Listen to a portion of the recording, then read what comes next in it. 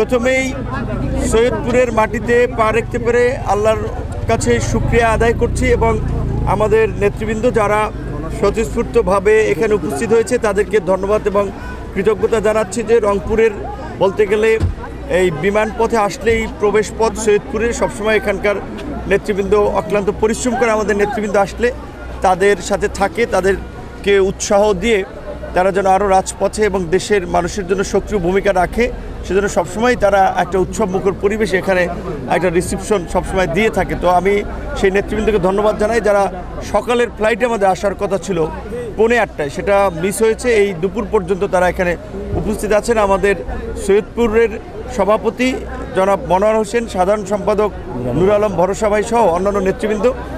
আমরা আগামী জাতীয় ত্রয়োদশ সংসদ নির্বাচনে আমাদের দলীয় প্রতীক ট্রাক মার্কায় আমরা অংশ নেব এই ঘোষণা আমরা ইতিমধ্যে দিয়েছি এবং এখন পর্যন্ত বিভিন্ন রাজনৈতিক দল সেটা বলতে পারেন বিএনপি জামাত সহ এবং বিএনপি জামাতের বাইরে বিকল্প জোট নিয়ে আলাপ আলোচনা চললেও কার্যত নির্বাচনের তফসিলের দিন তারিখ চূড়ান্ত না হলে আসলে জোটের বিষয়ে কোনো সিদ্ধান্ত হবে না। এই মুহূর্তে আমরা গণ অধিকার পরিষদের ট্রাক মার্কার প্রার্থীদেরকে পরিচয় করিয়ে দেওয়ার জন্য এবং তাদের নিয়ে গণসংযোগ করার জন্যই মূলত নির্বাচনী সমাবেশ আমরা শুরু করেছি। কিছুদিন আগে আমরা সিলেটে সমাবেশ করছি এবং আজকে আমরা দিনাজপুর ইনস্টিটিউট মাঠে এবং আগামীকালকে গাইবান্ধাতেও আমরা প্রোগ্রাম করছি। যেহেতু আপনারা জানেন যে এই জুলাই গণ অভ্যুত্থানের পরে রাষ্ট্র সংস্কারের লক্ষ্যে একটি জাতীয় ঐক্যমত্য কমিশন গঠন হয়েছিল। সেই কমিশন রাষ্ট্র কাঠামোর বেশ কিছু সংস্কার প্রস্তাব করেছে, তার মধ্যে উল্লেখযোগ্য হচ্ছে যে আগামীর সংসদ হবে দ্বিকক্ষ বিশিষ্ট, উচ্চকক্ষ এবং নিম্নকক্ষ।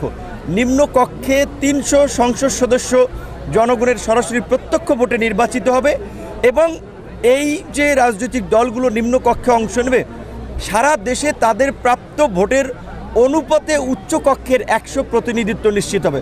অর্থাৎ ধরেন গণ অধিকার পরিষদ যদি সারা দেশে নিম্নকক্ষে যে কয়টা সিট পেল কিন্তু জয়লাভ না করেও যদি তারা সারা দেশে 10 থেকে 15% ভোট পায় তাহলে ওই 100-র মধ্যে উচ্চকক্ষের 10 থেকে 15 জন কিন্তু প্রতিনিধি গণ অধিকার পরিষদ দিতে পারবে।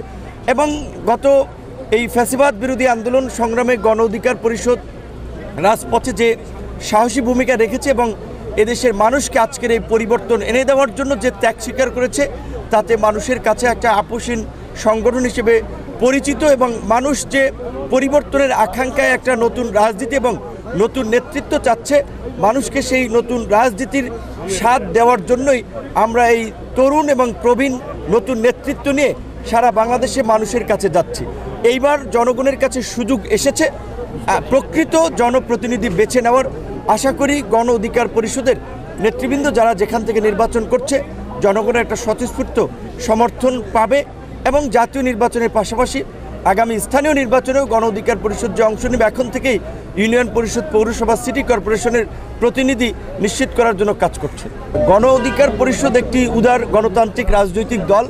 গণ অধিকার পরিষদ অন্তর্ভুক্তিমূলক গণতন্ত্রে বিশ্বাস করে, একটা শান্তি এবং সম্প্রীতির রাজনৈতিক পরিবেশ এই গণ অভ্যুত্থান পরবর্তী সময়ে দেশে প্রতিষ্ঠিত করতে চায়। পৃথিবীর ইতিহাসে আছে সবচেয়ে উল্লেখযোগ্য উদাহরণ হচ্ছে আমাদের ইউরোপীয় ইউনিয়নের শক্তিশালী দেশ জার্মানিতে। আপনারা জানেন হিটলারের নাৎসি পার্টি যখন সেখানে একটা বর্বর হত্যাযজ্ঞ চালিয়েছিল এবং এই বিশেষ করে দ্বিতীয় বিশ্বযুদ্ধে তাদের যে ভূমিকা, নানান কারণে ইটালিতে এই দ্বিতীয় বিশ্বযুদ্ধের পরে হিটলারের পরাজয়ের পরে তার নাৎসি পার্টি কিন্তু নিষিদ্ধ। আপনার জার্মানিতে আপনার হিটলারের নাৎসি পার্টি নিষিদ্ধ, ইটালিতে মুসোলিনির পার্টিও নিষিদ্ধ হয়েছে। 24-এর এই গণ অভ্যুত্থানের মধ্যে দিয়ে এদেশের জনগণ যেভাবে এই আওয়ামী ফ্যাসিবাদের বিরুদ্ধে গর্জে উঠেছিল সেটার মধ্যে দিয়ে তারা জানান দিয়েছিল তারা ভবিষ্যতে বাংলাদেশে কোনো ফ্যাসিবাদী শক্তির রাজনীতিতে অংশগ্রহণ চায় না, ফ্যাসিবাদী শক্তিকে রাজনীতিতে চায় না। তো সেই জায়গা থেকে এটা জনগণের সিদ্ধান্ত, গণ অভ্যুত্থানের সিদ্ধান্ত। এখানে আমাদের ব্যক্তিগতভাবে সিদ্ধান্ত নেওয়ার কোনো অধিকার নাই।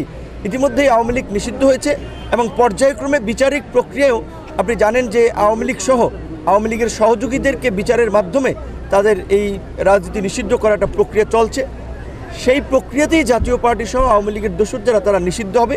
এখানে গণ অধিকার পরিষদের ব্যক্তিগতভাবে বা দলগতভাবে কোনো আসলে ভালো লাগা, খারাপ লাগা বা বিশেষ কোনো দৃষ্টিভঙ্গি নেই। আমরা তবে এটা চাই যে যারা এই জুলাই গণ অভ্যুত্থানে ছাত্র জনতার উপরে বর্বরোচিত আক্রমণ চালিয়েছিল, গণহত্যা চালিয়েছিল এবং গত 16 বছরে বাংলাদেশকে একটা নরকে পরিণত করেছিল। বাংলাদেশের অর্থ সম্পদ বিদেশে পাচার করে বাংলাদেশের অর্থনীতিকে পঙ্গু করেছিল। তাদের একটা দৃশ্যমান বিচার যেন বাংলাদেশের মাটিতে হয়, এবং তারা যদি বিচার না হয়, তারা যদি আবার আগের মতোই রাজনীতি করার অধিকার পায়, তাহলে পরবর্তীতে যারা ক্ষমতায় আসবে তারাও কিন্তু একইভাবে আপনার দেশে একটা একদলীয় শাসন কায়েম করার চেষ্টা করবে, ফ্যাসিবাদ কায়েম করার চেষ্টা করবে, জনগণের ভোটাধিকার কেড়ে নেবে, গণতন্ত্র হরণ করবে এবং বাংলাদেশকে আবারও একটা সংকটের মধ্যে ফেলবে। কাজে এই যে কয়েক বছর পর পর এদেশের ছাত্র যুবক তরুণরা বারবার রাজপথে নামবে, রক্ত দিবে, জীবন দেবে, আবু সাঈদের মতো গুলি খেতে হবে, এই পরিবেশটা আমরা চাই না। তাই আমরা মনে করি এই গণঅভ্যুত্থানের মধ্যে দিয়ে আগামীতে যে নতুন রাজনৈতিক বন্দোবস্ত হবে সেখানে ফ্যাসিবাদের কোনো জায়গা হবে না, ফ্যাসিবাদের দোসরদের কোনো জায়গা হবে না।